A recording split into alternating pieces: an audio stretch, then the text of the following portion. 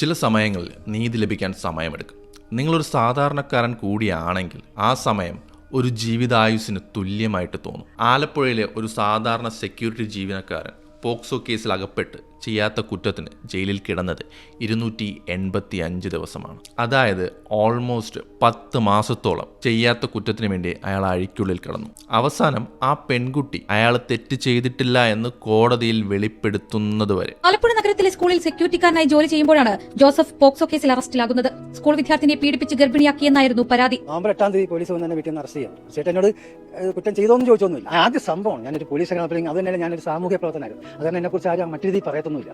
പ്രതി നിരപരാധിയാണെന്നും ആൺ സുഹൃത്തുമായുള്ള ബന്ധം ജോസഫ് വീട്ടിൽ പറയുമോ എന്ന ഭയത്തിൽ കള്ളം പറഞ്ഞതാണെന്നും പെൺകുട്ടി വിചാരണ സമയത്ത് മൊഴി മാറ്റി. പക്ഷെ അപ്പോഴേക്കും ജോസഫിന്റെ ജയിൽവാസം 285 ദിവസം പിന്നിട്ടു. ഒടുവിൽ നിരപരാധിത്വം തെളിഞ്ഞ് ജയിലിൽ നിന്ന് ഇറങ്ങിയ ആ മനുഷ്യന് ആരോടും പരിഭവമില്ല, ആരോടും ദേഷ്യമില്ല, ആരോടും പകയുമില്ല.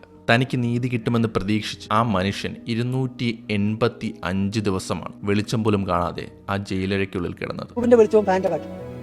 പിന്നെ കുറ്റപത്രം വായിക്കാണ് ഇവിടെ കൊണ്ടുവന്ന അന്നേരമാണ് ഞാൻ വെളിച്ചം കാണും. ആരും ഇന്ന് ഒരു ഉറുമ്പിനെ പറ്റി ഞാൻ മനസ്സിലാക്കി ചോദിച്ചിട്ടില്ല, ചതിച്ചിട്ടില്ല, എന്നെയും ചതിച്ചിട്ടില്ല. ഇത് ചതിയെന്ന് പറയാൻ പറ്റില്ല. അവൾക്ക് അങ്ങനെ ഒരു ബുദ്ധിമോശം വന്നതുകൊണ്ട് അവൾ അങ്ങനെ എന്റെ പേര് പറഞ്ഞതാണ്, അല്ലാതെ അവൾ മനഃപൂർവ്വം പറയുന്നതല്ല. ഇവിടെ നിയമങ്ങൾ എങ്ങനെ നിർമ്മിക്കുന്നു എന്നതല്ല, ആ നിയമങ്ങൾ ഏത് രീതിയിലാണ് ഇംപ്ലിമെന്റ് ചെയ്യുന്നതെന്ന് നമ്മൾ ആലോചിക്കേണ്ട കാര്യം തന്നെയാണ്. പോക്സോ നിയമം നമ്മുടെ സമൂഹത്തിന് ആവശ്യമുള്ളത് തന്നെയാണ്. അത് കുട്ടികളെ സംരക്ഷിക്കാനുള്ളതാണ്. അത് ആയിരങ്ങൾക്ക് നീതി വാങ്ങി നൽകിയിട്ടുമുണ്ട്. However laws need efficient handling to.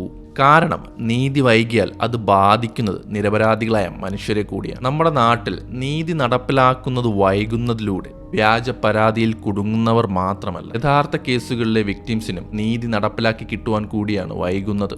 അപ്പോൾ വ്യാജ പരാതിയിൽ കുടുങ്ങിപ്പോകുന്ന പാവപ്പെട്ട മനുഷ്യരുടെ അവസ്ഥ നമ്മൾ പറയേണ്ട ആവശ്യമില്ലല്ലോ. നാട്ടിലുള്ള ഏത് നിയമവും ദുരുപയോഗം ചെയ്യുന്ന ഒരുപാട് ആളുകളുണ്ട്. അതിൻ്റെ അർത്ഥം ആ നിയമങ്ങളെല്ലാം എടുത്തു കളയണമെന്നല്ല. ആ നിയമങ്ങൾ നമ്മുടെ സമൂഹത്തിലുള്ളത് ആ വിഭാഗം ആൾക്കാരെ സംരക്ഷിക്കാൻ വേണ്ടി തന്നെയാണ്. ആ നിയമങ്ങൾ കാരണം ലക്ഷക്കണക്കിന് മനുഷ്യർക്ക് നീതി ലഭിക്കുന്നുമുണ്ട്. പക്ഷേ അത് ദുരുപയോഗം ചെയ്യുന്നവരെ തടയാനുള്ള വഴി കൂടി നമ്മൾ ശ്രദ്ധിക്കണം. ഈ 285 ദിവസം എന്നത് വെറും അക്കങ്ങളല്ല, ഒരാളുടെ ജീവിതമാണ്, അയാളുടെ ഡിഗ്നിറ്റിയാണ്.